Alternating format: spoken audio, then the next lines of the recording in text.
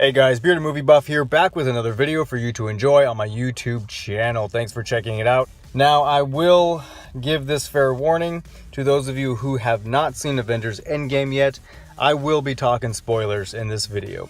Yes, I am one of the few people that have just recently seen Avengers Endgame. I know I'm late to seeing it. I know a lot of people have seen it way before now. But I gotta tell you guys, this movie was fantastic.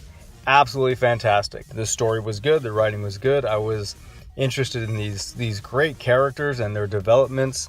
On that note, I loved Captain America's character development. Not just throughout, his other movies and the other Avenger movies, but it was nice to finally see him, just kind of humble himself a little bit. There were a couple of moments throughout the other movies where he was just kind of being a little stubborn and whatnot, and for good reason, especially in Civil War when you got Tony's side and Cap's side, and they're both essentially on the same team, but, they see things a little bit differently. But, in this movie, I love that Cap was essentially like, yeah, you know what, Tony Stark, you are correct. So I did like his arc, and obviously that deemed him worthy enough to pick up Thor's hammer, which was a fantastic moment in the movie. Seeing Cap swing that hammer around and fight people off with his shield and the hammer was just awesome. It was a great visual. I liked seeing some of these characters' stories and their arcs kind of come to an end now. Obviously, you got Black Widow, who ended up perishing for the Soul Stone. She sacrificed herself, and I liked that because I think she's done. I really think she's done.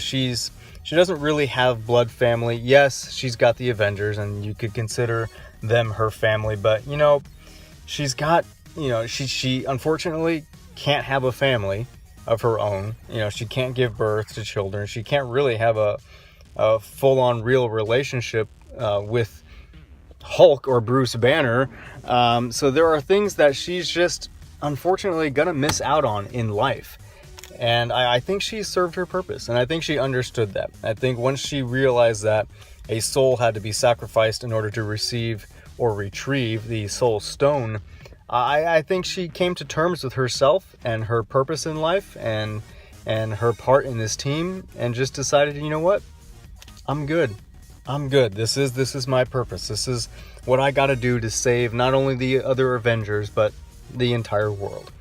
Obviously, we got the issue with Hulk. He's now what is being deemed Professor Hulk, which we've seen in some of the comic books and graphic novels. It was pretty neat. I mean, it took me a while to get used to, I'll be honest. It was essentially like they painted Mark Ruffalo green, and just enhanced his size using computer graphics. That was a little bit weird, but I get it. I get the drastic change for his look, because if he's finally coming to terms with Hulk and learning how to live with this, and they've made some type of agreement, so to speak, to live in harmony, I think he would look a little bit different. It would be a combination, more of a predominant combination of how Bruce Banner looks and how Hulk looks. It was great, obviously, to see all of our heroes that were decimated return. I think or I felt that moment in the battle where they all just kind of returned, and Doctor Strange brought them back, was just a great entrance. It was so fantastic. Seeing them all jump through those rings and just enter the battle, it was just a big wow moment. Very exciting. I still have yet to see Captain Marvel. I know, you guys. You guys are probably shaking your head and whatnot, but I'm very thankful that I really didn't need to see it in order to understand what was going on in Endgame. Now this Endgame being my first introduction to Captain Marvel, she was better than I expected her to be. I'll put it that way. And I'm honestly glad that she didn't have that much of screen time in comparison to the other characters, because I really wanted this movie to be focused around the original six, the surviving Avengers, because I feel like if this is going to be the end for some of them, they need to have good send-off. Despite all of us not really wanting any of our Avengers to die, no matter who they are, I feel like this was a great ending for Tony Stark.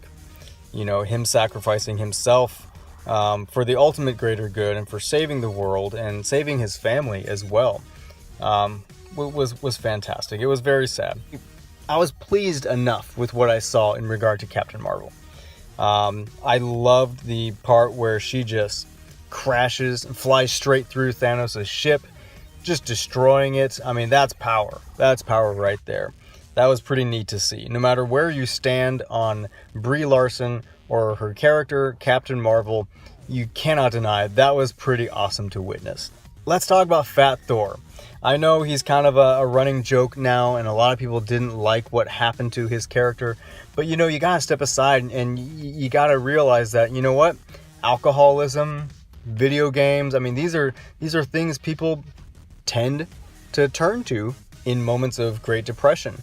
You know, I mean, he was clearly upset with himself for not going for the head and not finishing Thanos in Infinity War. He was clearly depressed over those that were vanished and are no longer with us, or were no longer with us.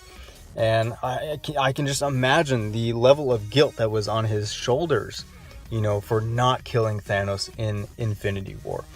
So you got to give the guy some slack. It made sense to me to see him that way. It was very funny, I will say.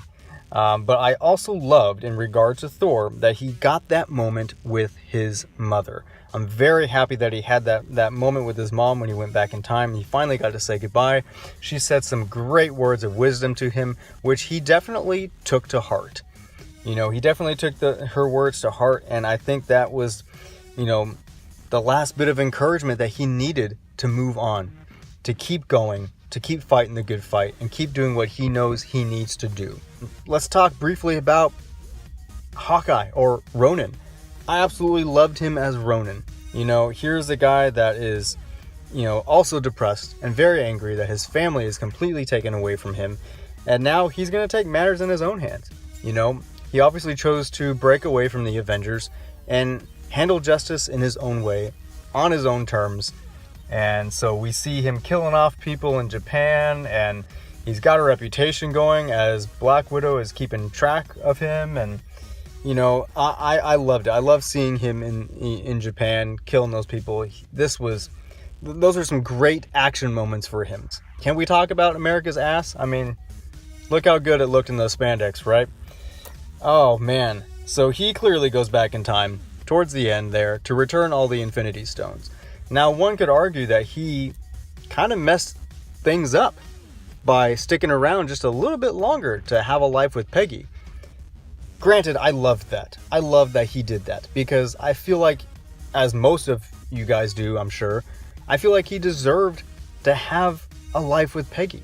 I mean, he missed their date in Captain America, the First Avenger. He had to watch her die. I mean, it was tragic, very tragic. So I'm very happy that he got that ending. I mean, there was just so many great wrap-ups for these big characters. I was very pleased. Seeing Cap turn over the shield to Falcon was great as well. That was very comic book accurate. I know a lot of people were like, well, why didn't he just give it to Bucky? You know, Bucky's been his friend for all these years. Yeah, but you know what? Bucky hasn't really been around for all these years. Cap has spent more time fighting side by side with Falcon than he has with Bucky. Let's be honest. You know, so in terms of work relationships and saving the world and time spent together, I definitely agree that, you know, even outside of the graphic novels and comic books, you know, I definitely agree that Falcon should get the shield. But yeah, graphic novel and comic book wise, it is very accurate that Cap gives the shield over to Falcon, and Falcon essentially takes the place and steps up to be essentially the new Captain America. I absolutely love this movie, you guys. What did you think of Avengers Endgame? Let me know in the comments down below. If you haven't done so already, go ahead and give this video a thumbs up if you liked it, and click subscribe if you haven't done so as well.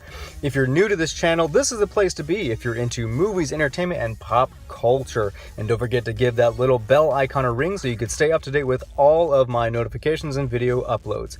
Avengers Endgame, what did you guys think about this movie? If you saw it, let me know in the comments down below. Thanks for watching this video. I will see you next time.